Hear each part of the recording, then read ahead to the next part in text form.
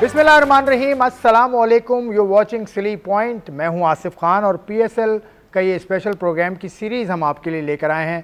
पहला प्रोग्राम है इस सीरीज़ का आज, क्योंकि पाकिस्तान सुपर लीग को शुरू हुए अभी चंद ही रोज़ हुए हैं और मुकाबले भी अभी ज़्यादा नहीं हुए, लेकिन कल जो होने वाले मुकाबले हैं उस पर हम डिटेल में बात करेंगे और कल जो होंगे मुकाबले उस पर हम बात करेंगे। आज का दिन पीएसएल में गैप है, कोई मैच नहीं है, लेकिन अब तक जो हुआ पीएसएल में वो बड़ा ही ज़बरदस्त है। मतलब बहुत अच्छी परफॉर्मेंसेस, यंगस्टर्स की परफॉर्मेंसेस बहुत आला रहीं। उसके अलावा कुछ ऐसे वाक़यात हुए जो नहीं होने चाहिए थे, उन पर भी तफसील से हम बात करेंगे। कल मुकाबला हैदराबाद का और कोयटा ग्लैडिएटर का हुआ। कोयटा ग्लैडिएटर ने फतह हासिल की। उसके बाद कल का दूसरा मुकाबला लाहौर कलंदर्स और कराची किंग्स के दरमियान हुआ। उसमें कराची किंग्स ने आखिरी ओवर में फतह हासिल की। तफसील से बात करेंगे, ग्लेयरिंग परफॉर्मेंसेस से बात करेंगे और जो मैंने कहा कुछ वाक़यात ऐसे हुए जो नहीं होने चाहिए थे उस पर हम बात करेंगे। मेरे साथ शरीक गुफ्तगू हैं अब्दुल गफ़ार साहब, पाकिस्तान के जाने माने जर्नलिस्ट हैं। उसके अलावा पाकिस्तान टेलीविज़न स्पोर्ट्स पे हमारे साथी हैं। अस्सलाम वालेकुम गफ़ार, कैसे हैं? वालेकुम अस्सलाम। और लुकिंग फॉरवर्ड कि अब पीएसएल का जो है ना ज़बरदस्त किस्म का यहाँ पे तस्दिया होना चाहिए। पीएसएल में जो यंगस्टर की परफॉर्मेंस है उस कितने खुश हैं उससे आप? Early days of the tournament Asif भाई, सीधी बात है कि अभी तो सिर्फ 6 मैच हुए हैं और जैसे आपने कहा कि 6 मैचों में 3 से 4 ऐसी कंट्रोवर्सीज आ गई, अनफॉर्चुनेट है, जिन्होंने ज़्यादा लाइमलाइट ले लिए। खासतौर पे कल जो इंसिडेंट हुआ, it's actually take back everything right now. But शामिल बहुत अच्छा कर रहे हैं। हमने देखा कि यासिर एक दफ़ा फिर हमें एक दफ़ा उन्होंने इम्प्रेस किया। मोमिन कमर ने एक मैच विनिंग स्पेल किया आते ही। और अभी तो कहते हैं ना इश्क के इम्तिहान बड़े हैं। समत की जो हम बात करेंगे आगे चल के इंशाल्लाह कि ये हमारे पोटेंशियल मिडल ऑर्डर के स्पेशलिस्ट हैं या थे, जिनको हम पाकिस्तान टीम में देखना चाहते थे। एटलीस्ट इनमें से किसी एक को, इरफान में से, हसन नवाज हैं। But very exciting start of the tournament. और बिल्कुल हारिस भी अच्छा खेले। और 6 मैचों में इतना ही मैं कहूँगा कि कंपेटिटिवनेस बहुत नज़र आ रही है। और लगता है कि 8 टीमें जो मौजूद हैं पहली मरतबा, 4 के दिल टूटने हैं, 4 बाहर होंगी, 4 प्ले ऑफ में जाएंगी। So all to play for it will be a very exciting and competitive PSL जो मैं आगे चल के देख रहा हूँ इंशाल्लाह। कौन सी टीम अब तक आपको बैलेंस हो रहा है? अभी तक कहना ये कब्ल वक्त है, लेकिन balance in terms of their combination, bowling batting का बड़ा अच्छा कॉम्बिनेशन। जैसे पेशावर ज़ल्मी की बात चलें, बात करें, पेशावर ज़ल्मी की बैटिंग अच्छी है, मतलब ऑन पेपर, लेकिन उनकी बॉलिंग के बारे में कहा जा रहा है कि ज़रा सी वीक है। मैं लाहौर कलंदर्स को बड़ा हाई रेट कर रहा था पहले मैच के बाद, लेकिन कल हमने देखा कि एक तो वो मैच भी हार गए, कंट्रोवर्सी भी आ गई। तो इट शोज़ कि T20 का फॉर्मेट कितना अनप्रिडिक्टेबल है। और फिर पीएसएल में तमाम टीमें, एक टीम, थोड़ा सा मैं दिल नहीं दुखाऊंगा, आप दिल पे ना लीजिएगा जिस टीम की बात कर रहा हूँ, मुझे हैदराबाद थोड़ा सा ना, मुझे लग रहा है कि ड्राफ्ट इससे बेहतर या ऑक्शन जिसको कहते हैं अब, उससे बेहतर वो कर सकते थे। बहुत सारे मुझे उनके प्लेयर्स ऐसे दिखाई दे रहे हैं जो शायद अमेरिका में मौजूद हैं, इसलिए वो उनकी, ठीक है मैं समझता हूँ उनकी टीम का हिस्सा है, वहाँ पर भी वो उनके साथ यहाँ पर भी हैं। बट बाकी जितनी टीमें हैं, I am very very sure about it, चाहे वो पेशावर ज़ल्मी है, इवन कोयटा ग्लैडिएटर्स का स्पिनर टाइप अगर आप देखें तो 2 मरतबा टारगेट को डिफेंड किया। कल 40 रन से वो जीत गए। अबरार उस्मान उनके साथ एक साथ खेल रहे हैं। रावलपिंडी में आमिर और नसीम के होते हुए वो मतलब नहीं एक मैच जीत पाए, बट डेफिनेटली वो दोनों कम बैक कर सकते हैं। तो मुझे हैदराबाद थोड़ा सा वो डाउन लग रहे हैं, बाकी सब ठीक लग रहे हैं। लेकिन हैदराबाद का जो टैग है वो मुझे अच्छा लगता है, आपका भाई कर लेगा, लेकिन कैसे कर लेगा वो बताएगा, आपका भाई बताएगा। लेकिन दिल नहीं तोड़ रहे हम किसी का, दिल टूटने की जरूरत भी नहीं है, अभी तो अर्ली डेज हैं जैसे गफ्फार ने कहा। एक और शरीक गुफ्तगू हमारे साथ, हमारे बड़े ख़ास मेहमान हैं, बड़े ज़बरदस्त किस्म के पाकिस्तान के एनालिस्ट हैं। उससे पहले टेस्ट क्रिकेटर भी हैं, विमेन टीम के कोच भी हैं, उसके अलावा पाकिस्तान टेलीविज़न के कोच भी हैं। और एक और इनका एलिमेंट है जो बताना ज़रूरी है, ये मैच रेफरी भी रह चुके हैं। पाकिस्तान क्रिकेट बोर्ड के मैचेस इन्होंने रेफरीशिप भी की है, तो ये उस मामले को भी जानते हैं जिसकी आज हमें ज़रूरत है। मोहम्मद वसीम साहब हमें वीडियो लिंक पर ज्वाइन कर चुके हैं। अस्सलाम वालेकुम वसीम भाई, कैसे हैं? वालेकुम अस्सलाम आसिफ मियां, कैसे हैं आप? अल्हम्दुलिल्लाह। कल मुकाबलों पे हम बात कर रहे थे, हैदराबाद वर्सेस कोयटा ग्लैडिएटर, बाकी मौजू पे भी आऊँगा मैं, लेकिन हैदराबाद की टीम जो गफ़ार ने कहा आपको वीक लगती है, या क्या वजह है, क्या कमी है हैदराबाद की टीम में? देखें, अभी तक तो जिस तरह की उन्होंने क्रिकेट खेली है, जिस तरह की उनकी टीम लग रही है, उनके अगर बाहर बैठे ऑप्शंस भी देखते हैं हम, और जो टीम खेल भी रही है ना, तो अभी तक तो वो एक फील आ रही है कि maybe they don't belong to this level yet, अभी तक की जिस तरह उन्होंने क्रिकेट खेली है। तो एक तो होता है ना कि आपने दूसरी टीमों को जवाब देने हैं बैटिंग में, बॉलिंग में, मैच कैसे जीतना है, रन कैसे बनाने हैं, लेकिन आई थिंक कि विद इन द ग्रुप अभी काफी ऐसे सवालात हैं जिनके जवाबात वो ढूंढ रहे हैं कि लबुशेन क्या वो T20 के बैटर हैं कि नहीं है। उसके बाद तो कप्तानी और बाकी चीजें तो बाद में आती है ना, फिर बैटिंग ऑर्डर पे बात आती है। इसी तरह 2-3 और प्लेयर्स भी हैं जिन्होंने प्रूव करना है कि they belong to T20 format, और इसकी झलक आपको मैं कहूँगा कि रिफ्लेक्शन नजर भी आ रही है कि अभी तक 130 मतलब उनका हाईएस्ट हुआ है दोनों मैचों के अंदर, और लग रहा है कि उनकी बैटिंग का एरिया ना मुझे काफी वीक लग रहा है। बॉलिंग उनकी फिर ऐसी है कि आप कह सकते हैं कि इसमें बेहतरी लाई जा सकती है। डेथ बॉलिंग उनका डेफिनेटली एक बड़ा इशू है, लेकिन मिड ओवर में देखते हैं तो स्पिन अटैक उनका अच्छा है, टिक्साना के आने से काफी उनको हेल्प हो गई है, लेकिन थोड़ा सा ये इशू उनको डेथ बॉलिंग का और टाइम्स ने बॉल का भी आ सकता है। लेकिन बैटिंग में उनका एक ही सोल्यूशन है कि साइम, मास, उस्मान या फिर इरफान नियाजी, इनमें से दो को कम से कम बड़ी इनिंग्स खेलनी होगी, 50-50 60-60 की इनिंग्स खेलेंगे तभी कोई टोटल होता हुआ नजर आता है, क्योंकि बाकी बैटर्स के अभी कोई हालात उतने अच्छे नजर नहीं आ रहे। ठीक है गफ़ार, इन्होंने कहा मिडिल ऑर्डर में मसला है, उनके लड़के अमेरिका में खेलते हैं, तो हमाद आजम हैं और भी लड़के हैं, तो अमेरिका में वो लेवल ऑफ कम्पिटिटिवनेस जो आपने बात की वो नहीं है, वो शायद उनको प्रॉब्लम कर रहा है यहाँ। बिल्कुल, देखें हैदराबाद जैसे तमाम फ्रेंचाइज चूँकि बहुत अरसे से हैं अपना पॉइंट ऑफ व्यू देती रहती हैं, तो I will be very eager to know कि वो उनका क्या इसमें थॉट प्रोसेस था।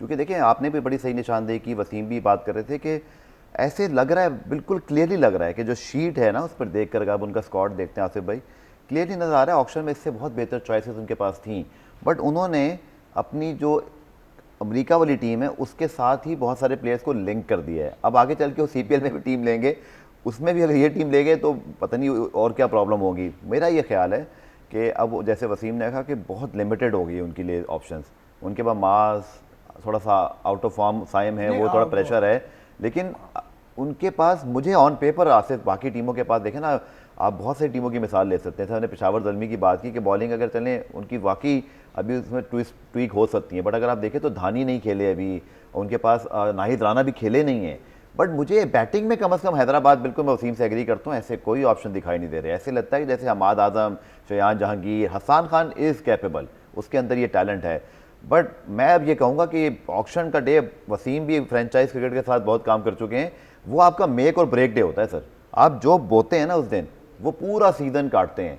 मुझे again I would love to see कि मैं गलत साबित हो जाऊँ और हैदराबाद बड़ा कुछ ज़बरदस्त जंप करे और बाउंस बैक करे, बट जैसा उनका ऑक्शन सेलेक्ट हुआ है ना, बाकी टीमें अगर उस दिन बहुत बुरा खेलेंगी तो then they have a chance, वरना उनको बड़ी मुश्किल रहेगी। जैसे लेवल आई थिंक वसीम ने बिल्कुल सही समराइज़ किया, मैं इससे एग्री करता हूँ, वही मेरे वर्ड्स थे, वो उस लेवल के लिहाज के दिखाई नहीं दे रहे। जैसे आपने भी जिक्र किया कि अमेरिका में जो लड़के लीग खेल रहे हैं और PSL के स्टैंडर्ड में बहुत फ़र्क है, बहुत फ़र्क है। यहाँ का स्टैंडर्ड स्टीव स्मिथ, लबोशेन या बाकी प्लेयर्स जो इंटरनेशनल है, उसके अलावा पाकिस्तान का स्टैंडर्ड बहुत हाई है, जिसके अंदर बॉलर्स में आपको जो टीम में नहीं भी है वो हसन अली ऐसे बॉलर भी दिखाई देंगे, आपको हसनैन भी दिखाई देंगे, वसीम जूनियर दिखाई देंगे, आपको सुफियान मुकीम दिखाई देंगे, ये तो सारे वर्ल्ड क्लास स्टफ है। डोमेस्टिक के बॉलर्स भी हैं, एक वट्टू बॉलर है, शाहिद अजीज बॉलर है। वसीम चलें दूसरी team Quetta gladiator. Quetta gladiator इस वक्त ज़बरदस्त कॉम्बिनेशन के साथ खेल रही है, तो कोयटा ग्लैडिएटर की जो जीत है उसमें एक किरदार तो शामिल हुसैन का है, अबरार है, उसके अलावा शानदार टीम है कोयटा ग्लैडिएटर की।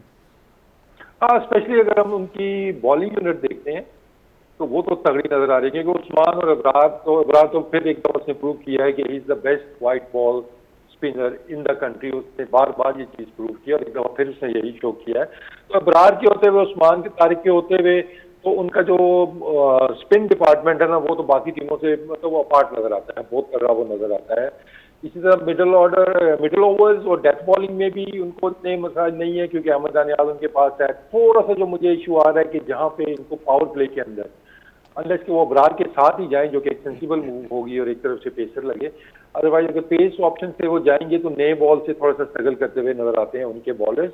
बाकी बैटिंग के अंदर आई थिंक जिस तरीके से स्टेप अप किया है, एक तो शामिल नहीं, जिसका पहला मैच खेला, फिर दूसरे मैच में कंसिस्टेंसी उसने शो की, लेकिन most importantly I think for Quetta and for Pakistan cricket also कि हसन नवाज का फॉर्म में वापस आना, कि जिस तरीके से उन्होंने खेला, अपने आप को अप्लाई किया, टीम उस टाइम उनकी मुश्किलात में थी और दोनों बच्चों ने जिस तरीके से वो पार्टनरशिप लगाई, वो एक सेंसिबल पार्टनरशिप नजर आई। ना वो स्लो गए, ना वो बहुत ज्यादा वो ओवर अटैक उन्होंने किया, उन्होंने बिल्कुल तीसरे चौथे गेयर में रह के वो क्रिकेट के लिए पार्टनरशिप लगाई और इवेंचुअली वो मैच विनिंग पार्टनरशिप हुई है उनकी। तो आई थिंक बैटिंग में तो उनके पास, अगर मैं प्लस की चीजें देखूं तो ये तो है उनके पास कि इन दोनों ने रन किए हैं। सऊद ने भी थोड़ी सी झलक दिखाई पहले मैच के अंदर, लेकिन जो अगर थोड़े से कंसर्न उनके होंगे कि रायली 200 सुपरस्टार रहा है पीएसएल का, वो पहले आप जब भी वो आता था बहुत रन करता था, लेकिन अभी देखते हैं इवन लास्ट ईयर भी, लेकिन इस साल दोनों मैचेस के अंदर ना उनकी फॉर्म उतनी अच्छी नजर नहीं आ रही, इतनी ज्यादा कॉन्फिडेंट नजर नहीं आ रहे हैं। एक थोड़ी सी उनको वरी वो होगी, और दूसरा जो सबसे बड़ी वरी होगी वो नाफे की। ऑब्वियसली वी ऑल नो कि नाफे टॉप ऑर्डर बैटर है, वहां पे उसकी बेस्ट पोजीशन है, कोयटा से भी उसने वहां पे रन किए हुए हैं टॉप 3 के अंदर खेल के। अब इस नए रोल के अंदर वो फिट इन होते हुए वो नजर तो नहीं आ रहे हैं अभी तक। तो अब लेट्स सी कि आगे कंटिन्यू करते हैं उसको वो उधर ही खिला के, या फिर उसको प्रमोट वो करते हैं, क्योंकि वो नीचे मुझे उसका वो यूजफुल नजर नहीं आ रहे हैं। और दूसरा कीपिंग ना करना, ये भी थोड़ा सा कंसर्न है कि पाकिस्तान टीम का जो बैकअप विकेट कीपर है वो यहाँ पे कीपिंग नहीं कर रहा है। और उसके जगह जो कीपिंग कर रहे हैं वो भी रेगुलर कीपर में वो नहीं आते, अगर आप मैकडेर्मट की बात ठीक करते है। मैं गफ़ार की जानिब जाने से पहले एक आज कोयटा ग्लैडिएटर ने एक फैसला किया है कि सुहेल तनवीर को एज बॉलिंग कोच वो ले आए। हालांकि पिचेस जो कल जो हम देख रहे हैं लाहौर की पिचेस पे मैचेस मुसलसल होने की वजह से मुझे लगता है पिचेस पे भी असर पड़ रहा है, लेकिन ये सुहेल तनवीर का आना, क्योंकि T20 स्पेशलिस्ट हैं, वो कैसा देखते हैं आप? देखिए lot of experience, Suhail I think one of the most experience bowler अगर हम देखते हैं व्हाइट बॉल के अंदर, स्पेशली T20 में दुनिया भर की उन्होंने लीग्स खेली हुई है। तो आई थिंक उनसे बेहतर टैक्टिकली चीजें बच्चों को गाइड कोई नहीं कर सकता। तो आई थिंक एक अच्छा डिसीजन है और वो हेल्प होगी उनको। जैसे भी मैंने एरिया जो थोड़ा सा हाईलाइट किया है ना कि नए बॉल से जो इशू आ रहे हैं उनको, तो वहां पे आई होप कि he can make the difference कि नया बॉल पावर प्ले के अंदर पेसर्स ने कैसे करने हैं। डेथ बॉलिंग वैसे भी इनकी अच्छी है और वो सुहेल भी मतलब वो मास्टर था इस चीज का, स्लोअर वन यॉर्कर्स उसके अच्छे थे। तो आई थिंक अच्छी हेल्प हो जाएगी। अहमद लाइक्स ऑफ अहमद दानियाल अभी यंग है, इतना खेले हुए नहीं है, लेकिन वी ऑल नो कि ही इज वेरी गुड। तो एक अच्छा डिसीजन है, मैं इसको कहूँगा। चले गफ़ार की जानिब जाने से पहले हमारे साथ फ़ोन कॉल पे हैं, हमारे साथ फ़ोन कॉल पे भी हम कोशिश कर रहे हैं कि कोयटा ग्लैडिएटर के जो ओनर हैं नदीम उमर, उनको हम बात कर लें, उनसे बात हम कर लें। नदीम उमर साहब हमारे साथ ज्वाइन इन कर चुके हैं। नदीम भाई अस्सलाम वालेकुम और बहुत बहुत शुक्रिया। आसिफ भाई वालेकुम सलाम, कैसे हैं आप? खैरियत से हैं? बिल्कुल खैरियत से। अब्दुल गफ़ार साहब मेरे साथ हैं, मोहम्मद वसीम साहब वीडियो लिंक पर हैं, और मैं मोहम्मद वसीम से यही पूछा था कि सुहेल तनवीर को लेकर आए हैं आप एज बॉलिंग कोच, तो वसीम के मुताबिक बड़ा स्मार्ट फैसला है। ये फैसला क्यों किया आपने, इसके पीछे क्या राज है? पता है वहाब भाई जो है हमारे, उनको और सरफराज को, क्योंकि लास्ट मिनट पीसीबी ने डिसाइड किया कि कॉन्ट्रैक्टेड जो भी उनके एम्प्लॉयज हैं वो नहीं रह सकते, तो उनको हटना पड़ा। और सुहेल तनवीर, क्योंकि सुहेल भाई से और इनकी जो पूरी फैमिली से बड़े हमारे अच्छे ताल्लुकात रहे हैं, और I think is a brilliant coach. And one day में जिस तरह T20 में उनकी बहुत परफॉर्मेंसेज रही हैं और हमारे लिए भी बहुत अच्छा खेले वो, तो उनकी समझ T20 की भी बहुत है। तो इसलिए आई थिंक हमारी मैनेजमेंट ने, हम सब ने फैसला किया कि उनको हम लेके आए। एक बहुत अच्छी चीज़ जो कोयटा ग्लैडिएटर में हमने देखी है 10 साल से, अब तो माशाल्लाह 11वां साल है, आपकी जो कोर है, मैनेजमेंट की जो कोर है, वो आप चेंज नहीं करते। इससे परफॉर्मेंस पे यकीनन असर पड़ता है, बहुत अच्छा असर पड़ता है। ये मैनेजमेंट के साथ जो प्यार मोहब्बत का रिश्ता को 40 बरस से है आपका, ये बहुत अच्छा लगता है। इस पर कुछ कहिए। जी आसिफ भाई, इस पर तनकीद भी होती है और अच्छी बातें भी होती हैं, बट आप कंफर्टेबल उधर ही होते हैं जहां आपको पता है कि ये लोग स्ट्रेट लोग हैं, बात अच्छी करते हैं, इनको क्रिकेट की समझ है। आई थिंक अगर हम मोइन भाई से शुरू हो जाएं तो जितनी मैनेजमेंट उनको आती है, जितनी मेरी उनसे कुर्बत रही है और अंडरस्टैंडिंग है, तो मैं भी अपने आप को समझता हूँ मुझे क्रिकेट बहुत पता है, तो मैं भी वो भी मुझसे वो इस बात को रिकग्नाइज करते हैं। इसी तरह सरफराज हो गया, ये भी हमारे साथ हमेशा से थे, नबील हो गया, आजम भाई और मैं तो बहुत ही ज्यादा क्लोज हैं। तो ये एक कोर डेवलप है। और जो हमारा सपोर्ट स्टाफ है, एक दफा इकबाल इमाम साहब भी आए इनके साथ में, जिनके कराची में भी ये हमारे कोच रहे। तो ये लोग खुद individually they are so brilliant, तो बहुत अच्छा लगता है इनके साथ, एक कंफर्ट लेवल है। ये क्रिकेट को समझते हैं, ये मुझे भी समझते हैं और टीम को भी समझते। तो ये एक बड़ा जबरदस्त ब्लेंड है और आई थिंक इसको हमें कैरी करना चाहिए। सबसे पहले अस्सलाम वालेकुम नदीम साहब और best of luck for the PSL 11। और अस्सलाम वालेकुम। जी अल्लाह का शुक्र। अच्छे सर्वेंट हैं आपके, बहुत खिदमात हैं क्रिकेट के लिए। तो मैं आपसे जब हमेशा ऑक्शन पे ड्राफ्ट में मुलाकात होती है मैं ज़रूर ये कहता हूँ, आपको पता है कि अच्छा लगता है, खासतौर पर जब आपकी टीम स्ट्रगल भी करी थी। आपको याद है मैं यही कहता था कि मुझे इस बात की बड़ी बेताबी है कि आप लोग कम बैक करें, क्योंकि क्रिकेट में बहुत आप लोगों ने टाइम दिया है एंड ग्लैड कि लास्ट सीजन आपका बहुत अच्छा गुजरा। मैं एक सवाल सिर्फ नदीम भाई आपसे पूछूंगा कि फैंस की बड़ी इस वक्त जो है ना वो बेताबी है, और आप सब ने बहुत सारे फ्रेंचाइज ओनर ने ट्वीट भी किया कि वो फैंस को देखना चाहते हैं। सो अब जाहिर बात है इस वक्त खित्ते के हालात भी हैं, हम सब कुछ देख रहे हैं, हम पॉलिटिकल एक्सपर्ट नहीं है, लेकिन वो वाली बातें तो हैं। बट आप इस स्टेज पे कुछ हमें बता सकते हैं कि मामला किस हद तक डिस्कस हुआ है, और कराची में ख़ासतौर पर जब आपका भी आई थिंक शहर है, हम सबका शहर है, हमारी टीमें यहाँ पे खेल रही होंगी, क्या उस वक्त तक क्राउड आ जाएगा? देखिए आई थिंक बहुत इंटेलिजेंट एक पीसीबी ने कदम उठाया था। आपको पता है हमारा मजाक भी उड़ाया गया, दूर दराज जो मुल्क है उन्होंने काफी बात भी की कि ये लोग कैसे, अब वो लोग भी यही काम कर रहे हैं। पूरी दुनिया में ये जो मसला चल रहा है शॉर्टेज ऑफ फ्यूल, वो हिट कर रहा है पूरी दुनिया को। तो ये आई थिंक अच्छा इकदाम था, और अब तो बातें पता नहीं शायद लॉकडाउन पे भी जा रही हैं। बट अभी हमारी जो परसों तक बातचीत हुई, उन्होंने यही कहा था कि 2-3 दिन में हम इस पे बैठ के गौर करेंगे और क्राउड को अलाउ कर देंगे। तो होपफुली ये इकदाम हो जाए और हम कराची के लाहौर से शुरू कर दें, क्योंकि आपको पता है ऐलान लाहौर जो है वो भी बहुत जिंदा दिलाने लाहौर कहलाते हैं। तो होपफुली ये क्राउड वापस आ जाएगा। और आप सही कह रहे हैं, पूरी सबकी डिमांड भी है कि क्राउड आए, उसके बगैर मजा भी नहीं आ रहा खाली स्टेडियम में खेलने का। कोविड और दुबई का जमाना याद आ जाता है। बट ऑफ कोर्स क्रिकेट है, हर हाल में इसको चलना चाहिए। तो बस अब ये चल रही है। चले नदीम भाई, बहुत बहुत शुक्रिया। मुझे पता है आप बहुत मसरूफ़ हैं, लेकिन बहुत शुक्रिया आपका और आज़म खान साहब का शुक्रिया जिन्होंने ये लाइनअप कराया। तो गफ़ार साहब, इनकी टीम पे हम बात कर रहे थे, नदीम भाई सही मौके पर आ गए। एक तो नाफे की पोजीशन का वसीम ने कहा कि नाफे को एक तो ग्लव्स नहीं मिल रहे, दूसरा उसको पोजीशन नहीं मिली। ये पोजीशन का सिलसिला क्या है? T20 में क्या पोजीशन है यार? सिर्फ ओपनर्स की पोजीशन होती है फिक्स। अच्छा, पहले मैच मैंने देखा नाफे नंबर 3 पे आए थे, रोसो जो है चौथे नंबर पे आए थे। तो मुझे लगता है थोड़ा सा यहाँ पे भी ट्विकिंग और इसमें इनको मतलब क्लैरिटी होना बाकी है। रायली रोसो जितने बड़े सर्वेंट हैं PSL के, लेजेंड हैं PSL के, लेकिन शायद मुझे ऐसे लगता है कि वो अपने आप कैरियर के पीक पे नहीं है। मैं बड़ा स्ट्रेट फॉरवर्ड बात कर रहा हूँ, लेकिन स्टिल वो चूँकि कोयटा ग्लेडिएटर्स के साथ खेलते हुए आ रहे, कप्तानी भी की थी। एक और एलिमेंट आई थिंक जो मुझे नज़र आया पहले 11 में भी और दूसरे 11 में भी, कि अहमद दानियाल जो है वो 7-8वें नंबर पे आ रहे हैं। दूसरी टीमों के मुकाबले में थोड़ा सा एक ऑलराउंडर की कमी भी इनकी मिड ऑर्डर में महसूस हो रही है, लो मिड ऑर्डर में, क्योंकि 4 बहुत कम हमें बॉलर दिखाई देते हैं। अगर आप देखें ना, अहमद दानियाल, अलदारी जोदफ, Abrar Usman, it's a long tail. ठीक है, अहमद दानियाल यंग हैं, वो चाहेंगे कि वो बतौर ऑलराउंडर, लेकिन मुझे थोड़ी सी ना ये चीज़ कमी दिखाई दे रही है। जो बाकी टीमों अगर आप देखें, आमिर जमाल आपको नीचे नजर आएंगे जिन्होंने फिर आके मैच फिनिश भी किया है। इसी तरह कुछ टीमों के पास वही मशरफ जैसे ऑलराउंडर मौजूद हैं। सो मुझे एक ये भी एलिमेंट नज़र आया है, इस जो मेरी ऑब्जर्वेशन रही कि अब तक जो 11 बनी है, एक तो मिडल ऑर्डर जैसे वसीम ने बात की कि थोड़ा सा भी उसमें क्लैरिटी आना बाकी है, कौन कहाँ खेलेगा, और एक ही ऑलराउंडर वाला मामला। तो मोइन भाई बड़े समझदार कप्तान है पाकिस्तान के, साबिक कप्तान, उनको पता है कि क्या करना है। अब आ जाइए इनके वसीम भाई, इनके जो अच्छे बच्चे हैं यंग, शामिल हुसैन ने 2 50s बनाई और उसने शामिल हुसैन ने ये रिकॉर्ड बना दिया है जी। और शामिल हुसैन के अलावा तमीम इकबाल 2 50 बना चुके हैं, रायली रूसो बना चुके हैं, रीज़ा हैंड्रिक्स बना चुके हैं, और शामिल हुसैन ने ये 2 50 बनाई। तो शामिल क्योंकि PTV ये उसकी झलकियाँ देख लें, फिर मैं आपकी तरफ आता हूँ। PTV के भी आप हेड कोच हैं, शामिल हुसैन PTV टीम का भी हिस्सा हैं। तो शामिल के डेवलपमेंट में क्या ऐसी चीज़ है जो इसको ख़ास बनाती है?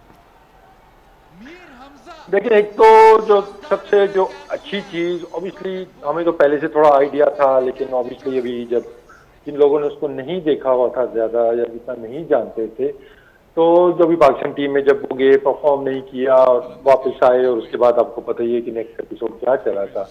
और उसके बाद जो कैरेक्टर्स ने शो किया है ना, कि यार तगड़ा कैरेक्टर है। क्रिकेटर तो चलो वो है ही है, स्किल्स बैटिंग की भी उसके पास है, but the way he has मैं कहूँगा टैकल ऑल दिस प्रेशर जो अननेसेसरी क्रिटिसिज्म उसके ऊपर हुआ, इस तरीके से उसने आके परफॉर्म किया पहले मैच के अंदर ही। और जब मैं मैच देख रहा था तो मैं थोड़ा सा वो था कि यार ये ज्यादा नर्वस ना हो जाए, कि बहुत ज्यादा ये डिफेंसिव माइंडसेट में ना चला जाए कि यार मैं किसी तरीके से रन करूं क्योंकि मेरे ऊपर क्रिटिसिज्म ज्यादा हो रहा है। तो मुझे उम्मीद यही थी कि शामिल हुसैन की तरह ही खेलेगा और उसने एग्जैक्टली वैसा ही किया, जो कि एक बड़ी बात है क्योंकि इस सिचुएशन के अंदर बहुत से अंडर प्रेशर आपसे गलत चीजें हो जाती हैं। लेकिन जिस तरीके से वो आया, अपनी नेचुरल गेम खेली, टेक ऑन द बॉलर बड़े स्टेज के ऊपर, पहले मैच में भी, फिर दूसरे मैच में उसको और बेहतर तरीके से खेला कि जो मैच की डिमांड के हिसाब से खेला है। तो बैटिंग की तो स्किल्स हैं ही है उसको, लेकिन इट शोज कि mentally is tough and he has the game awareness, cricket intelligence उसके अंदर है कि वो गेम को समझ रहा है। तो आई थिंक अच्छा स्टार्ट हुआ है कोटा के लिए भी, उसका भी, और आई थिंक शामिल के लिए जरूरी था कि after that debut for Pakistan कि आती उसकी परफॉर्मेंस जो वो दिखा रहा है, ताकि आगे चल के ये कॉन्फिडेंस लेके वो दोबारा पाकिस्तान की जरूर जाए। चले। अब मजीद परफॉर्म किया है, मजीद बात भी हमने करनी है, शामिल पे भी बात करेंगे और यंगस्टर्स से बात करेंगे, और इश्यूज़ हैं जिनका जिक्र मैंने इंट्रो में किया था उन पर हम ज़रूर बात करेंगे। एक ब्रेक का वक्त है, I am taking a break, I will see you in a while.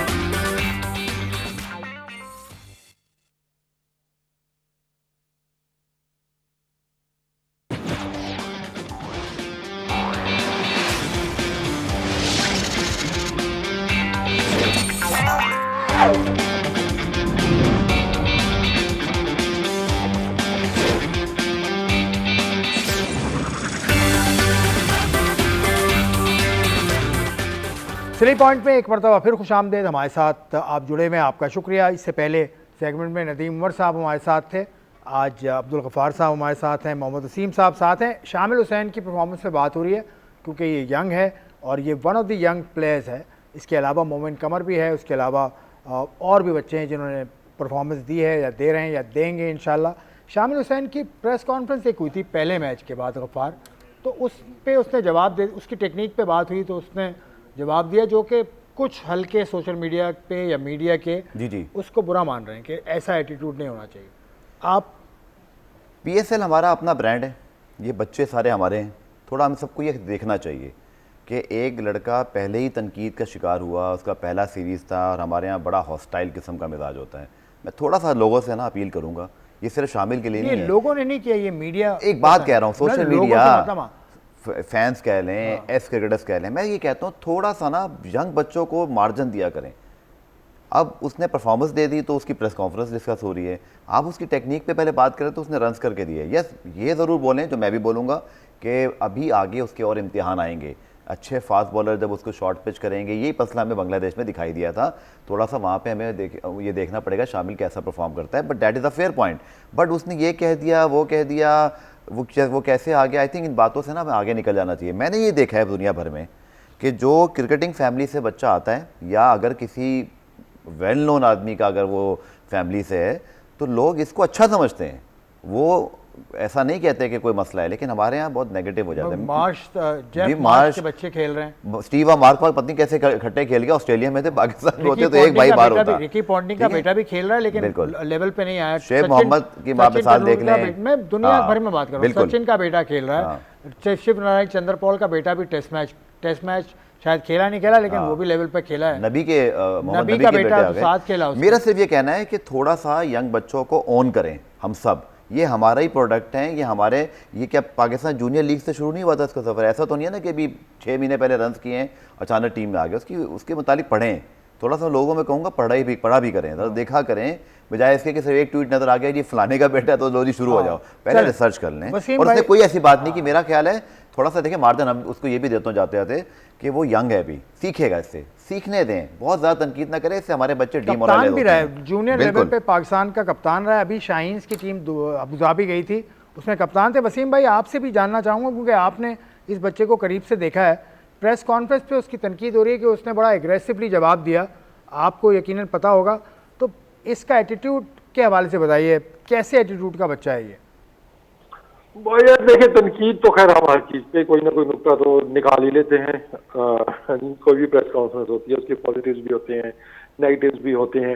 देखिए दो तरीके ना देखने की चीजों की। कुछ लोगों को लगा कि शायद उसका जो स्टाइल था बोलने का वो उतना सही नहीं था, लेकिन अगर मैं इस साइड से देखता हूँ कि मैं उसकी ग्रोथ देख रहा हूँ या उसका इम्पैक्ट जो जो चाहते आप एक प्लेयर से कि on field he should be confident, he should be straight forward, he should be honest, तो वो चीज अगर आप देखते हैं तो उस हिसाब से तो वो सही उसने जवाब दिया है कि what ever it is like. But obviously अल्फाज का जो चुनाव है उसके ऊपर थोड़ी सी बात हो रही है ना कि शायद उसके ऊपर थोड़ा वो तनकीद जो हुई है।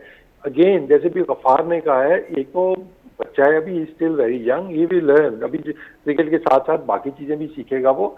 लेकिन ये सवाल के ऊपर भी तो करता है ना, डिपेंड करता है कि आपने सवाल किस तरह का हुआ है, उसका जवाब फिर आपको शायद वो कहते हैं ना कि उसी तरह का जवाब एट टाइम्स मिल जाता है। तो मुझे कोई उसमें कोई वो कुछ बड़ी बात या उसमें कोई बुरी बात नहीं लगी थी कि ठीक है। उसने वो कुछ जो बात आगे से गई है, उसने अपना जो सिंपल उसका एक माइंड सेट है उसने वो बताया जी, और वो पॉइंट उसका वो ठीक था। हालांकि ये पॉइंट मतलब सबको नोट, जैसे गफार ने कहा है कि होमवर्क किया था तो सबको वो पहले से ही पता होता, उसको बताने की शायद जरूरत भी ना पड़ती। ठीक है, चलें अब आगे चलता हूँ। कुछ और टॉपिक है मैच के अंदर बहुत कुछ हुआ इस मैच के अंदर। लाहौर कलंदर्स वर्सेस कराची जो वाक़या ऑन ग्राउंड हुआ वो तो था जिस पर अंपायर ने बुरा मनाया, फैसल अफरीदी अंपायर।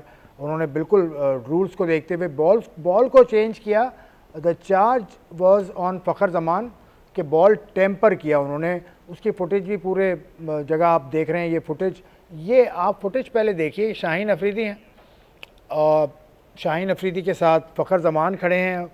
ये वक्फा है इस वक्त, क्योंकि देखें एक लड़का बिब पहना हुआ है पिंक कलर की, लाइट पिंक कलर की, वो आया, इसका मतलब है कि वक्फा है। और इस बॉल से खुश नहीं है, गेंद को छुपाया फ़खर जमान ने। ये बात फैसल अफरीदी ने नोट की। फैसल अफरीदी पाकिस्तान के जाने माने अंपायर हैं, बहुत शानदार फास्ट बॉलर हुआ करते थे अपने ज़माने में, लेकिन अंपायरिंग में भी इनका एक लेवल है। तो वसीम साहब, आप क्योंकि मैच रेफरी भी रहे हैं, तो बतौर मैच रेफरी आप इस सारे वाक़े को किस तरह देखते हैं कि अंपायर को क्या ऐसा लगा होगा या गेंद के ऊपर क्या ऐसा देखा होगा? इसको आप ज़रा तफसील से बताइए। हाँ देखिए, इसमें तो सिंपल है ना कि कंडीशन ऑफ जो बॉल है वो अगर एक होता है नेचुरल वे से बॉल का वेयर एंड टेयर होता है, बॉल पिच पे लगता है, बाउंड्री पे जाता है, और इसीलिए आप देखते होंगे कि अंपायर जब भी बाउंड्री पे बॉल जाता है, किसी चीज को लगता है, तो उसके बाद वो देखते हैं और नोटिफाई कर लेते हैं कि भाई ये डैमेज इस पे हुआ है या नहीं हुआ है, जो भी हो। तो वो हर बॉल के बाद, हर बाउंड्री के बाद वो देखते हैं, स्पेशली जब उसका इम्पैक्ट जाके स्टैंड में लगता है, कुर्सियों पे बॉल लगा या कंक्रीट के ऊपर लगा, तो उस पर नजर रखते हैं। इसमें हर ओवर के बाद दोबारा उसको इंस्पेक्ट करते हैं। मुझे थोड़ा सा ये था कि अगर वो ब्रेक था, मुझे नहीं लगता कि ब्रेक था, शायद वो जो 12 मैन आगे थे ऐसे ही आगे थे, क्योंकि जब भी कोई इस तरह का पाउज आएगा मैच के अंदर तो बॉल जो है वो अंपायर वापस ले लेते हैं। तो थोड़ा सा ये था कि उस टाइम पे बॉल उनके पास क्या कर रहा था, जब वो 12 मैन अंदर आए थे तो शायद स्ट्रेट वे वो अंपायर के पास बॉल चला जाना चाहिए था। लेकिन फिर मैं कहूँगा कि उन्होंने उस बॉल से पहले बॉल को देखा होगा, उस ओवर से पहले जब दोबारा उन्होंने उस बॉल को देखा तो उनकी कंडीशंस पे वो सेटिस्फाइड नहीं हुए कि यार ये नहीं, इस बॉल की जो शक्ल थी तो थोड़ी देर पहले और थी, और इस बीच में कोई ऐसा इंसिडेंट भी नहीं हुआ कि जिसकी वजह से ये इम्पैक्ट इस पे आ सके। और शायद उन्होंने खुद भी देख लिया हो, जो फुटेज नजर आ रही है, तो उसके बाद जो एक ब्रेव डिसीजन मैं उसको बोलूंगा, it's not an easy decision, क्योंकि देखें अब ये हेडलाइंस हर तरफ दुनिया में लग रही हैं।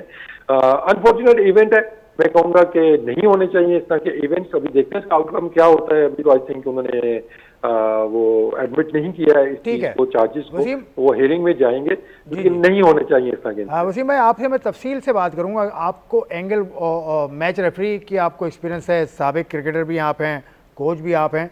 गफ़ार से मैं पॉइंट ऑफ व्यू ले लूँ, उसके बाद आपकी तरफ आता हूँ। ये कितना डैमेजिंग है, क्योंकि आप देख रहे हैं दूसरे ममालिक में ये हेडलाइंस बन रही हैं, तो कितना डैमेज है? देखिए, पिंक बॉल वाला मसला भी हुआ, हाँ, वो नहीं होना चाहिए था, क्योंकि वो भी आपने मौका फराहम किया। इस पर देखें, कोई ढकी छुपी बात नहीं है कि दो लीग एक साथ शुरू हुई हैं, राइवल्स हैं और डिस्कस होता है सब, लेकिन ये मामला तो बिल्कुल नहीं होना चाहिए था। चलें वो पिंक बॉल वाला भी कोई फेयर प्ले के ऊपर बात नहीं आती, या अगर हम बात करते हैं एक और जो ऑफ फील्ड कंट्रोवर्सी हुई लाहौर कलंदर्स की है, चले वो भी मैं समझता हूँ कि ऑफ फील्ड है, लेकिन ऑन फील्ड फेयर प्ले जिसका आप अहद करते हैं, जो आप कप्तान जैसे वो ट्रॉफी की जब इनवेलिंग होती है कि मैं अच्छे स्पिरिट से खेलूंगा, तो देखें वो फिर क्या उसका फ़ायदा हुआ? ये इंसिडेंट जिस तरह हुआ है वसीम, जैसे आप लोगों ने बात की, वो मैच रेफरी हैं। मेरा सिर्फ इसमें पॉइंट ऑफ व्यू ये है, और वसीम से मेरा एक सवाल भी है, साथ मैं ये एक ऑब्जर्वेशन भी कर रहा हूँ, अपनी ऑब्जर्वेशन दे दें, उसके बाद सवाल भी कि अंपायर ने बिल्कुल, आपने ठीक वीडियो जब हम देख रहे हैं उसी एंगल, मैंने एंगल नोट किया, अंपायर मतलब गेंद ऑलमोस्ट फ़खर फेंकने वाले बॉलर के पास, अंपायर ने उसी वक्त कहा वापस करें। इसका मतलब है कि पिछले ओवर तक वो मुतमईन थे, उसी दौरान कुछ हुआ है। और वसीम ने बेंगा क्रिकेटर में अच्छा पॉइंट दिया कि इस गेंद, इस वक्त तो अंपायर के अलावा गेंद किसी के पास होनी नहीं चाहिए थी। तो मैं तो इस पॉइंट के बाद बिल्कुल चौंक गया हूँ कि फिर तो अगर कोई बात नोट भी हुई है या अंपायर ने देखा तो उसके पास यकीन तो कोई जवाब मौजूद है, वरना किसी सूरत वो इतना बड़ा स्टेप नहीं लेते। रिजर्व प्लेयर आया जी, उसके आने की क्या वजह थी? ये अब आप ये भी सवाल अपनी जगह बरकरार है। ये बातें करेंगे ना, लोग बैटिंग तो ये साइड भी का बात समझ में आता है, लोग तो ये बात भी करेंगे। आपका सवाल बिल्कुल ठीक है, बैटिंग साइड का समझ में आता है कि अगर कोई कोच का मैसेज आया है, कोई हिकमत अमली चेंज होनी है, बैट तब्दील होना है, बट फील्डिंग साइड का बंदा उस वक्त आया है, ये it's a question. Fielding side का मतलब उनको गेंद की जरूरत है, It's a बल्ला question. तब्दील तो कर नहीं सकते, पानी पीने आए, पानी पिलाने आए, जो भी हुए। और दूसरा ये कि जैसे आपने कहा फ़खर जमान का, तो इसलिए नाम जब आया रात में प्रेस रिलीज आ गई और अब तो वो इनकार भी कर रहे हैं, लेकिन एक बहुत अच्छी शोहरत के हामिल क्रिकेटर हैं, एक बहुत रिस्पेक्टेड क्रिकेटर हैं। दुख हुआ मुझे उनका नाम इस मामले में देखकर, मैं उनसे ये एक्सपेक्ट नहीं कर रहा था। गो कि अभी ये साबित होना बाकी है कि क्या अंपायर उनके खिलाफ फैसला देते हैं। पाकिस्तान का नाम बॉल टेम्परिंग के लिए आता रहा है। आपको 2006 का टेस्ट याद है इंग्लैंड में, ओवल टेस्ट, ठीक है। उसके बाद वकार यूनुस वो पहले क्रिकेटर थे जो बॉल टेम्परिंग के बाद बैन हुए। फिर शाहिद अफरीदी का केस आपके सामने। वसीम से आप कुछ पूछना चाह रहे हैं? जी वसीम भाई, मैं सिर्फ आपसे ये पूछ रहा था कि ये जो अब नहीं मान रहे फ़खर जमान, 110% 27-30 कैमरे लगे हुए हैं, क्या अंपायर ने सिर्फ उस बेस पे ही, वो जो हमने देखा है 10-15 सेकंड का क्लिप जो सब जगह वायरल है, वहीं देन एंड देयर कुछ चीज़ उन्होंने नोट करके फैसला सुना दिया? दूसरा, अगर फ़खर जमान इनकार कर रहे हैं तो ऐसा तो नहीं है ना, जो मेरी राय है, जो मेरी अपनी तहकीक है, कि अंपायर को तो अब कुछ प्रूव नहीं करना, उसने तो फैसला दे दिया। फ़खर जमान को साबित करने के लिए क्या इनफ एविडेंसेस हैं, जबकि वो नहीं भी मान रही है? मैं आपसे पूछना चाह रहा हूँ। एक चीज़ वसीम भाई मैं इसमें ऐड कर दूं कि शाहीन अफरीदी वो भी उस फुटेज में मौजूद हाँ, है, कैप्टन कप्तान भी है वो। तो शाहीन को अंपायर ने नहीं बुलाया, रेफरी ने नहीं बुलाया, इसकी वजह क्या है? देखिए, इस पे एक तो ये कि अब ये पहले बात हो रही थी, फील्डर जा सकता है, किसी टाइम भी जा सकता है पानी पिलाने या मैसेज देने, किसी मतलब वो नॉर्मली जाते हो पानी के बहाने से फील्ड में, अदरवाइज या कोई इंजरी हो जाए इस तरह तो वो चले जाते हैं। तो उस पर तो कोई मजाक नहीं कि फील्डर अंदर चले गए, तो इस पर कोई उतनी वो बहस नहीं है कि क्यों वो अंदर चले गए उस टाइम पे। मैसेज भी लेके गए हैं, लेकिन वो पानी साथ में होगा तो उसलिए वो चले गए। अब देखिए, प्रूफ तो अब बोर्ड जो अंपायर है ना, उन्होंने कुछ प्रूफ नहीं करना है, क्योंकि उनके मुताबिक तो ये एक चीज हो चुकी है, उनके पास एनफ एविडेंस है। उन्होंने खुद भी देखा होगा, शायद बॉल सबसे बड़ा एविडेंस बॉल उनके पास है, फिर कैमरा फुटेज उनके पास आ जाती है, तो ये बहुत सी चीजें उनके पास हैं। तो अब फखर को ये प्रूव करना है कि ऐसा नहीं हुआ है ना। हालांकि ये एक बड़ी कॉल है, क्योंकि इसके प्रोटोकॉल नॉर्मली ये होते हैं कि जब अंपायर रिपोर्ट करते हैं रेफरी को, तो रेफरी टेक्स एक्शन, फिर वो जो भी क्लॉज उसके ऊपर वो लगती है। अब वो बुलाएंगे जी कि ये आपके ऊपर ऑफेंस है, ये हम आपके ऊपर लगा रहे हैं, तो आप क्या एडमिट करते हैं? और मोस्टली वो साइन करके दे दी जाते हैं कंसेंट के साथ ही, ठीक है एडमिट, तो फिर वो जो भी इनको पनिशमेंट होती है वो उनको मिल जाती है। लेकिन अगर आप वो केस कंटेस्ट करते हैं जी कि नहीं, मैंने हेयरिंग पे जाना है, इसको मैंने दोबारा लंबा लेके जाना है, तो फिर वो ऑटोमेटिकली जो आपकी वो सजा जो होती है वो डबल हो जाती है। कि लेट्स सपोज अगर एक मैच प्रपोज हुआ था तो ऑटोमेटिकली दो मैचेस हो जाएंगे, अगर 2 मैचेस थे तो वो 4 हो जाएंगे। इसी तरह अगर कोई फाइन था तो वो भी डबल हो जाएगा, अनलेस के वो चार्जेस ड्रॉप हो जाते हैं और फखर इसमें कामयाब हो जाते हैं प्रूव करने में। दूसरा, शाहीन वाली आपके बात की है, लेकिन पहले तो अब लेटेस्ट का मुझे नहीं आइडिया, लेकिन पहले वाले मेरे ख्याल है वही प्रोटोकॉल चल रहे हैं कि अगर उनके पास एविडेंस नहीं है कि जी बॉल तो टेम्पर हुआ है, लेकिन ये नहीं पता किसने किया है, तो फिर चार्ज हमेशा आपका कैप्टन होता है। तो कैप्टन का होना जरूरी नहीं है, दैट मीन कि दे हैड कंक्लूसिव एविडेंस कि नॉट ओनली कि बॉल टेम्पर हुआ है, बल्कि बॉल टेम्पर भी फखर जमान ने किया है। अगर उनके पास ये एविडेंस ना होता और सिर्फ बॉल होती कि ये टेम्पर हुई है, तो फिर वो शाहीन को फाइन करते। अच्छा वसीम भाई, एक चीज़ और बता दें, 5 रन जो दे दिए गए, तो वो 5 रन अगर नहीं दिए जाते तो लाहौर की पोजीशन स्ट्रांग थी, तो 5 रन का क्या होगा? वो देने के लिए स्ट्रांग एविडेंस तो था फैसल अफरीदी के पास, इसका ये मतलब है? देखिए वो 5 रन तो फिर देने ही देने थे ना, अगर आप बॉल चेंज कर रहे हैं तो ऑटोमेटिकली चले जाते हैं, वो तो आपने देने ही देने हैं। और उसके बाद आपके पास ये जो पेनल्टीज वगैरह हैं ये भी लगनी ही लगनी है। तो जो डिसीजन था बॉल चेंज करने का, उसके बाद से तो नॉर्मल प्रोसीजर है, 5 रन भी आपको देने हैं, आपने आइडेंटिफाई भी करना है प्लेयर कौन सा था, नहीं है तो कैप्टन को, उसके बाद के जो प्रोसीजर है वो रेफरी फॉलो करेगा। तो जो पहला स्टेप था वो मोस्ट इंपॉर्टेंट कि बॉल जब चेंज हुआ और ऑब्वियसली मैच का आउटकम वहां से चेंज हो गया था कि मतलब वो 13 रन मतलब 5 रन जब चले गए उनके पास, उसके बाद तो मुश्किल ही नजर आ रहा था। और फिर बॉल भी उसके बाद अगर आप देखते हैं तो वो बॉल ऑलमोस्ट ब्रांड न्यू ही नजर आ रहा था जो टीवी स्क्रीन पे हमने देखा है। तो वो उतना पुराना भी नहीं था और वो उतना जितना मतलब होना चाहिए तो उतना पुराना भी वो नहीं था, लेकिन दैट्स मतलब ये पनिशमेंट का हिस्सा है कि बैट्समैन ने आके अपनी मर्जी से बॉल को देखना भी कौन से बॉल से उन्होंने खेलना है। चलें आपसे बतौर सीनियर प्लेयर, बतौर पीएसएल में भी आपका टीम के साथ रहना हुआ है, कितना डैमेजिंग है ये पीएसएल के इमेज के लिए? एक और वाकया भी हुआ, उस पर आता हूँ, लेकिन इसके हवाले से दिल तो दुखता है ना।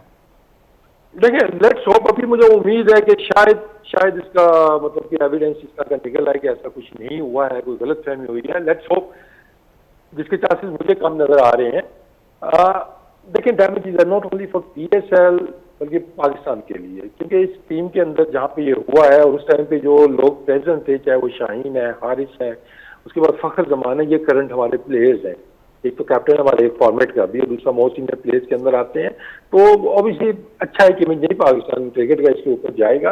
आई थिंक इसके ऊपर तुम्हें थोड़ा सा और स्ट्रिक होने की जरूरत है अंपायर्स को, लेकिन आई थिंक इस इंसिडेंट के बाद अगर कोई और कुछ सोच रहा था या ट्राई की होगी तो वो भी शायद आप इस पे रुक जाएंगे। चलें क्विकली मैं एक और चीज़ पूछना चाह रहा हूँ टॉपिक चेंज करने से पहले। पिचेस जो लाहौर की हैं उस पर मुसलसल मैचेस हो रहे हैं, कल आपने देखा कि लो स्कोरिंग मैचेस हो रहे हैं, तो ये कुछ क्रिकेटर्स को मैंने सुना वो कहते हैं कि पिचेस का मयार गिर जाता है बार बार मैचेस होने से, तो ये इसको कैसे आप देखते हैं? मुझे लगता है किसी मजबूरी के तहत ही डबल हेडर्स एक पिच के ऊपर 2 दफा करवाए गए हैं, मतलब 4 मैचेस एक पिच के ऊपर 2 दिन के अंदर, बहुत मुश्किल हो जाता है। और वो हमने पिच का बिहेवियर भी हमने देख लिया था, तो लेट्स होप कि आगे चल के दोबारा ऐसा ना हो। शायद वेदर के चैलेंजेस आए हों जिसकी वजह से वो अगला पिच तैयार नहीं कर सके। नॉर्मली यही होता है कि एक दिन दोनों मैच एक पिच पे होते हैं, अगले दिन पे डबल हेडर्स है तो वो दूसरे पिच के ऊपर होते हैं, क्योंकि पिचेस का म्यार कल जैसा रहा तो थोड़ा सा वो रंग जो है ना वो फीका पड़ सकता है। और लोग एक्साइटिंग मैच हुआ लाहौर का और कराची वाला, लेकिन रन्स नहीं बने, बैट्समैनों को मुश्किल आई है। तो आई होप कि आगे चल के पिचेस थोड़ी सी बेहतर होंगी, थोड़ी बहुत ही हेल्प होनी चाहिए, ऐसी भी ना बने कि जैसे कहीं और बन रही है और लगता है कि ऐसे जैसे वीडियो गेम पे रन्स बन रहे हैं। कुछ बॉलर्स के लिए भी होना चाहिए। और पीएसएल का हमेशा से एक सॉर्ट ऑफ एक मैं कहूँगा कि हुस्न रहा है कि पिंडी में बेल्टर्स अगर बनता था तो लाहौर के अंदर थोड़ी बहुत ही हेल्प मिलती थी, बॉलर्स को भी, मुल्तान जाते थे स्पिनर भी थोड़ा सा उनको भी वो मिलता था, कराची में भी थोड़ी सी हेल्प मिलती थी, थोड़ा सा बैलेंस हमें नजर आता था। आई होप कि आने वाले मैचेस में बैट और बॉल का थोड़ा सा बैलेंस हमें नजर आएगा। डोंट वांट बैटर्स के जहाँ पे 250 रन बने, लेकिन हम ये भी नहीं चाहते कि 120 वाले मैचेस हों। ठीक है, चलें अब टॉपिक चेंज, और टॉपिक वो बहुत इंपॉर्टेंट है। वो अगेन वो टॉपिक भी ऐसा है कि वो भी पीएसएल के इमेज को मुतासर कर रहा है। मैं बात कर रहा हूँ सिकंदर रज़ा और शाहीन अफरीदी जो मेहमानों को लेकर अपने चले गए। वो सारा आपको पता है, सिक्योरिटी प्रोटोकॉल होता है, एंटी करप्शन का प्रोटोकॉल होता है, उस पर सिकंदर रज़ा ने कल बात की है। उनको अगर सुन लूँ पहले मैं कि सिकंदर ने क्या कहा है, अगर वो हम सुन लें पहले तो उसके बाद आगे चले जाते हैं। सर मैं उधर ही था, शाहीन ने ऐसा सच कुछ मनमानी नहीं की, वो मेरी ही रिक्वेस्ट पे उसने, मैंने कहा था कि यार मेरी फैमिली आई है, मेरे फ्रेंड्स आए हैं, पहले 5 साल पहले, ये 5वां साल है, पहले 4 सालों में ऐसा कुछ भी नहीं था मेरे साथ कि मुझे मेरी फैमिली और रिलेटिव्स को मिलने की इजाज़त थी। अब अगर ये एसओपीज थे तो इसका ना तो मुझे अवेयर था और टू सम एक्सटेंट शाहीन भी अवेयर नहीं था। सो इसमें जो कल्प्रिट आप ढूंढ रहे हैं वो आपके सामने बैठा है, ना कि वो शाहीन है। वो बेचारा मेरी रिक्वेस्ट पे गया कि यार मेरी फैमिली आई हुई है, मैं उनको बिजनेस सेंटर में नहीं मिल सकता। तो हम लोग ऊपर मेरा ख्याल है 40 ऑड मिनट्स के लिए बैठे हैं। और जहाँ तक एंटी करप्शन की बात है, हम लोग अपने आईडी कार्ड दे के गए थे उन्हें। अगर तो सर ऐसी बात है तो उनके आईडी कार्ड आपके पास है, but I can assure you, I personally sir मैं उनको जानता हूँ और हम लोग बचपन से Murad I think by the time I was 19 मैं उन्हें पिछले 19 साल से जानता हूँ। वो जो लड़के आए थे मुझसे मिलने, कल को सर मेरी वाइफ एंड बच्चे भी आ रहे हैं। मैं सिर्फ ये कह रहा हूँ कि प्लीज़ डोंट फॉरगेट कि मेरी फैमिली इधर है, रिलेटिव्स इधर हैं जिनसे मैं पूरा साल मिल नहीं पाता। तो शाहीन ने ऐसा कोई मनमानी नहीं की थी, वो बेचारा मेरी रिक्वेस्ट पे गया था। मैंने कहा यार हमने तो as far as I know we requested few members of the PCB, और उसके बाद क्या मामला था we will definitely look into it. लेकिन जहाँ तक बात है शाहीन की, that was actually my call. मैंने उसे कहा था कि यार ये मेरे साथ ऐसे कर रहे हैं। उसने कोई मनमानी नहीं की क्योंकि लिफ्ट में मैं भी था। और अगर आप थोड़ा और डिटेल चाहते हैं तो सर मेरे बैट्स आ रहे थे इससे भी ज़्यादा मेरे बैट्स थे सर, मुझे अपने बैट्स बस पसंद करने थे, वो जो बेचारे बैट्स आए थे। अब सिकंदर रज़ा का ताल्लुक सियालकोट से है और सियालकोट इंडस्ट्री बेहतरीन है दुनिया भर में बल्ले बनाने के लिए, हॉकी, फुटबॉल, स्पोर्ट्स का सामान। मैं ज़्यादा बात नहीं करूँगा भाई, इन्होंने दो बातें की, या तो बल्ले आ रहे थे, रिश्तेदार थे, ठीक है अच्छी बात है, सब जायज़ है, 19 साल से जानते हैं, लेकिन 11 बजे रात को आप बुला रहे हैं जो प्रोटोकॉल के बाहर है जी। वो प्रोटोकॉल की बात तो मैं करूँगा वसीम भाई से, आप इस सूरत हाल पर कुछ रोशनी डालें। देखिए सिकंदर हमारे मेहमान हैं और वो अपनी फैमिली के लिहाज से जिस तरह बात कर रहे थे, मैं बिल्कुल उस पर तबसरा नहीं करना चाहूँगा, ये उनका चूँकि एक पर्सनल मैटर है। मैं सिर्फ प्रोसीजर है बात करूँगा कि शाहीन क्यों इस मामले पर आए।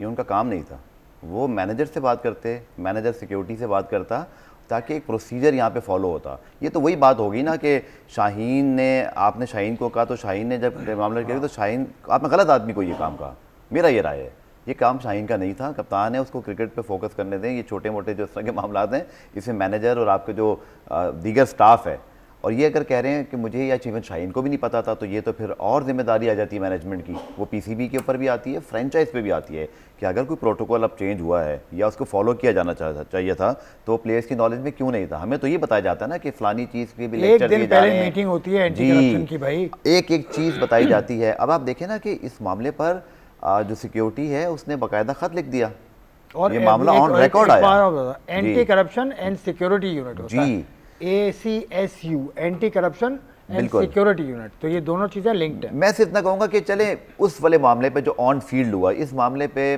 मैं समझता हूँ कोई इतना बड़ा मसला भी नहीं है, सिवाय इसके कि थोड़ा सा put your house in the order. इस सब के लिए है, क्रिकेट बोर्ड भी, फ्रेंचाइज भी, कि ये सूरत हाल जन्म न ले कि खिलाड़ी जो है वो गैर मुल्की कप्तान को कह रहा हो यार कि मुझे मेरे मेहमान ला दो, आपको ये काम उस बंदे का जिसका काम उसी को साजे। इसमें कप्तान या किसी खिलाड़ी को ड्रैग नहीं करना चाहिए था, इसीलिए गलत हुआ सर। 11 बजे 40 मिनट के लिए आपके साथ मैं समझता हूँ हमारी सिक्योरिटी ने, हमारे जितने भी लोग हैं ये बैक हैंड हीरोज हैं हमारे, 10-11 साल से PSL हो रही है, इनकी बड़ी खिदमात हैं, ये साइलेंट हीरोज हैं। उन्होंने जैसी कोई चीज़ नोट की ना, उन्होंने किसी वजह से लेटर लिख दिया सर कि कल को खुदा ना खासा कुछ हो गया या कोई किसी तरह आ गया या कोई रूल फॉलो नहीं हुआ तो जवाब दे तो वो है ना। तो I think they did a right thing कि इमीडिएटली उन्होंने पीसीबी को बताया, ताकि जैसे अभी हम बात कर रहे थे कि एक ऑन फील्ड जो इंसिडेंट हुआ है उससे सब सीख लें। आई एम श्योर कि इस ऑफ फील्ड से भी बाकी टीमें सबक सीखेंगी जी। दोनों में टीम देखी है, तो उनके अब ये कोइंसिडेंस है या बदकिस्मती मैं कह लूँ, लेकिन ख्याल रखना चाहिए इस चीज़ का कि दोनों तरफ ये बात नहीं होनी चाहिए। वसीम भाई आप तो क्या एक्सपर्टीज़ हैं, ये जो प्रोटोकॉल की बात ये कर रहे हैं, अगर चेंज हुआ है तो प्रोटोकॉल पहले बताया नहीं जाता? पाकिस्तान क्रिकेट बोर्ड तो एंटी करप्शन यूनिट तो सबको बताता है। देखिए ये तो एक सेट प्रोटोकॉल्स हैं और ये तो कोविड के दिनों से ही चल रहे हैं। आपको याद हो कि उस टाइम बड़ा एक टाइट बबल होता था, और obviously we been through this, PSL का हम भी सरे हैं, जब पाकिस्तान टीम के टूर्स थे उसका भी कुछ समय ऐसा रहा हूँ। जब मुश्किल टाइम होता है, लेकिन थोड़ा सा ही टाइम होता है ये कि आपने जो प्रोटोकॉल्स की आप बात कर रहे हैं ना, वो सेट है, वो सबको पता है। अब देखिए जैसे हम क्रिकेट में बात करते हैं ना जी कि क्रिकेट के अंदर ही nobody is bigger than the game, तो ये भी उसी चीज का एक हिस्सा आ जाता है, चाहे वो कोई टीम ओनर है, चाहे वो कोई कोच है, चाहे वो कोई प्लेयर है। प्रोटोकॉल सबके लिए बराबर हैं, then they should follow that. और इन चीजों को टैकल करने के भी प्रोटोकॉल्स बने हुए हैं कि अगर आपके गेस्ट ने आना है, आपको जगह भी, आपका टीम रूम भी बना हुआ है, लेकिन you just need to inform जो सिक्योरिटी मैनेजर आपका जो बताएगा आपके सिक्योरिटी ऑफिसर्स को, सिक्योरिटी ऑफिसर्स आगे बताएंगे अपने हायर कमान को, और उसके बाद वो लोकल एडमिनिस्ट्रेशन के साथ मिलके उसको अरेंज करते हैं, विच इज मतलब इसमें कोई लंबा प्रोसीजर नहीं है, जस्ट नीड नोटिफाई कि भाई ये आना है, एडवांस आपको चीजें बताना पड़ती हैं। तो आई थिंक इस चीज को फॉलो करना चाहिए। बाकी रूम्स तक तो मुझे नहीं याद पड़ता कि किसी भी PSL में, अभी मैं देखता हूँ रिसेंटली कि रूम के अंदर तो वैसे भी गेस्ट अलाउ नहीं है, अदर देन आपकी क्लोज फैमिली, बीवी बच्चे हों, तो उनके अलावा मेरा नहीं ख्याल है कि अलाउ थे गेस्ट। एक टीम रूम होता है यार फ्लोर के ऊपर, वहां पे अगर मिलना होता है तो अगेन जैसे लास्ट ईयर भी था PSL के अंदर के हमारे भी जब वो स्पॉन्सर्स वगैरह लड़कों के आते थे तो वो टीम रूम में आते थे और वो पहले से डिसाइडेड होता था कि फलाने दिन आना है, सियालकोट से कंपनी ने आना है, वो बैट्स वगैरह लेके आए हैं, तो प्लेयर्स उस रूम में जाके अपने बैट्स वगैरह उनसे सिलेक्ट करते थे। तो आई थिंक सिर्फ प्रोटोकॉल्स को फॉलो किया जाए तो इतना कोई इसमें कबाहत नहीं है। तो मतलब वही है ना, फजूल का हमने एक और इशू बना दिया, एक और हेडलाइन लग गई, पहले वो हेडलाइन लगी अब ये लग गई है। इन चीज़ों को बेहतर टैकल करना चाहिए। तो I think we need to respect the protocols कि वो प्लेयर्स और प्लेयर्स की सेफ्टी और क्रिकेट की बेहतरी के लिए ही बने रहे। और अब पाकिस्तान क्रिकेट बोर्ड आपके ख्याल में एक्शन तो यकीनन लेगा, लेकिन क्या एक्शन आपको लगता है, फोर्स ही अगर आप करें तो क्या एक्शन हो सकता है? मेरा नहीं ख्याल इस पे तो खैर रिप्रिमांड वगैरह ही होगा, इस पे क्या एक्शन इतना ज्यादा होगा। लेकिन ये है कि एक क्लियर मैसेज सारी टीमों को हर दफा दिया जाता है और उसके बाद शायद दोबारा दिया जाएगा कि यार इस तरह की चीजें, जब एक चीज इट इज नॉट अलाउड तो not allowed, simple is that. उसके ऊपर कोई नहीं कि वो किसी टीम का है, मतलब वो अगर आप वो किसी को अलाउ करेंगे किसी को नहीं करेंगे वो एक वो नया फिर वो एक वो शुरू हो जाती है, नई बैच शुरू हो जाती है विद इन द PSL टीमों के दरमियान में। ये पास में हम कुछ चीजें देख चुके हैं ऐसी। तो इक्वालिटी इज द की कि जो प्रोटोकॉल एक टीम के लिए वो 8 की 8 टीमों के लिए, जो एक ऑनर के लिए या एक कोच, एक कैप्टन या एक स्टार प्लेयर के लिए, सबके लिए वही है। तो कोई एक्सेप्शन इसमें नहीं होनी चाहिए। तो आई होप कि PCB will take care of that. ठीक है वसीम, बहुत बहुत शुक्रिया आपका। आपसे फिर हम अगले प्रोग्राम में मज़ीद बात करेंगे। गफ़ार साहब आपकी तरफ आता हूँ।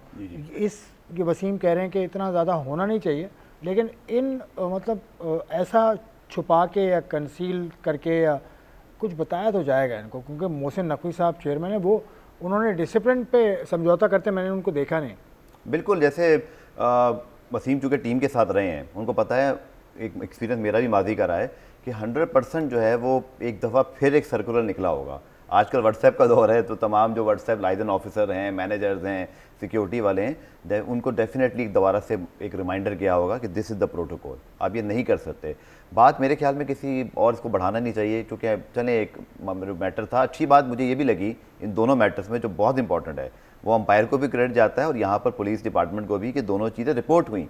इट मीन्स कि इस चीज़ को बहुत सीरियस लिया जा रहा है और ऐसा नहीं है। हाँ, और पाकिस्तान क्रिकेट बोर्ड की मैं तारीफ करूंगा, पाकिस्तान क्रिकेट बोर्ड की तारीफ, मीडिया डिपार्टमेंट की, मीडिया डिपार्टमेंट की भी फौरन जवाब दिया। बिल्कुल, मीडिया डिपार्टमेंट की भी, खुद बतौर पाकिस्तान क्रिकेट बोर्ड तमाम लोग जो इसमें इन्वॉल्व हैं, आपके मैच ऑफिशियल्स, आपके तमाम जो सिक्योरिटी ऑफिशियल्स हैं, इवन बोर्ड के ऑफिशियल्स, के इस चीज़ को पब्लिक किया गया, इस चीज़ को बताया गया ताकि इसका सद्भाव भी हो सके ना। जैसे अभी हम सब बात कर रहे थे कि अगर एक चीज़ को हम मिसाल नहीं बनाएंगे तो वो दोबारा हो सकती है, खुदा ना खास्ता इससे बड़ी हो सकती है। क्या पता PSL में आप अल्लाह ना करे किसी चीज़ को ना रोकें, वो इंटरनेशनल में खुदा ना खास्ता किसी से अल्लाह ना करे सरजद हो जाए तो वो बहुत बड़ा स्कैंडल है। बिल्कुल ठीक है, तो ठीक है, हाँ ठीक है, गलतियाँ होती हैं, गलतियों से आपको सीख के आगे बढ़ना है। और गफ़ार ने जिस तरह से कहा कि सर्कुलर निकला होगा, मेरी इत्तला के मुताबिक यकीनन निकला है।